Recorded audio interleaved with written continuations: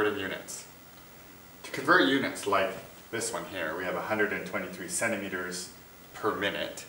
We wish to convert that to megameters per week. We're going to use a unit cancellation method.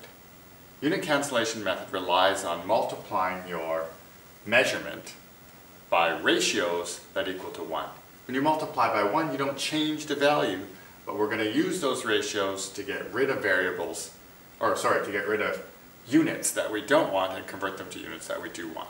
Alright, so let's get started. We'll start with 123 centimeters per minute. I'm going to multiply that by a ratio. And there are two conversions here to be done. There's a centimeter to megameter conversion, a conversion of distance. And then there's a minutes to weeks conversion, that's a conversion of time. So let's start with the time. If I wish to get rid of minutes, I'm going to want to have the minutes on the top of my next ratio. So I'll put them up here.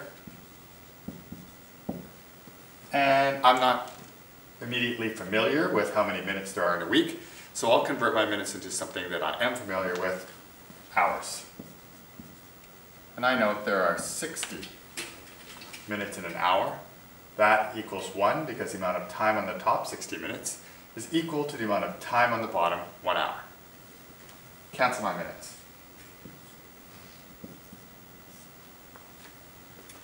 I'm now in hours, which is not what I want. I want weeks. Again, I don't know how many hours there are in a week, but I do know that there are 24 hours in a day. So let's convert them to days. 24 hours on the top, that'll cancel with this one, to days. Again, that's equal to 1 because 24 hours in one day, same amount of time. Cancel, cancel. Alright, again, I'm going to get rid of days by placing them on the top of the next ratio. And I'm going to convert my days to weeks.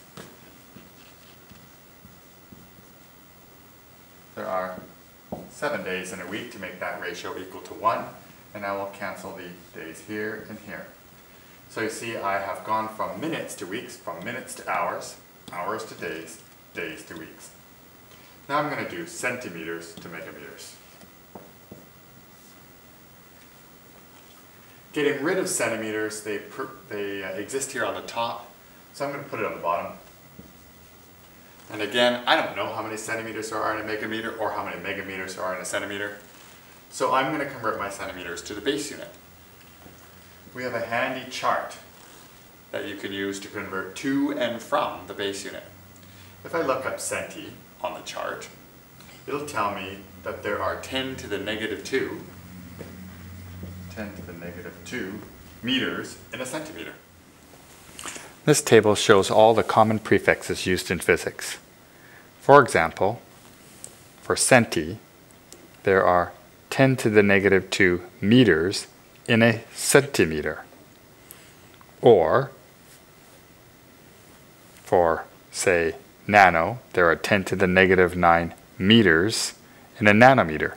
This power of 10 tells you the number of base units in a prefixed unit. That's equal. This amount of meters, 10 to the negative 2 meters, is equal to 1 centimeter. That's equal to 1. Cancel, cancel. Well, there we go. I'm now in the base units of meters, and when I'm in the base unit of meters, I can go to any unit I want. I think I'll choose to go to megameter since the question requires that. If I look up mega on the same table, it's 10 to the positive 6. Cancel meters. Now, only thing left I have on the top is megameters. And the only thing left on the bottom in the way of units is weeks. Megameters per week is what I was asked to solve for. Now I can calculate. So I'll pull out a calculator. And I'm starting with 123 on my calculator. I'm going to multiply by 60 because it's on the top. I'll multiply by 24 because it's on the top. I'll multiply by 7 because it's on the top. I will multiply by 10 raised to the negative 2. And then finally I will divide, because it's on the bottom, by 10 to the 6.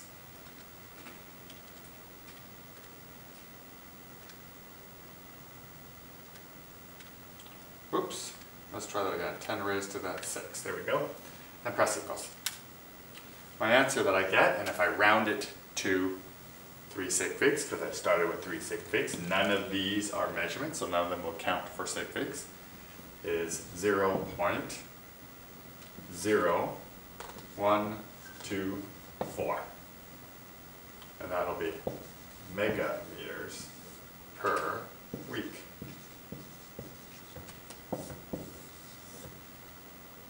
Okay, unit cancellation method.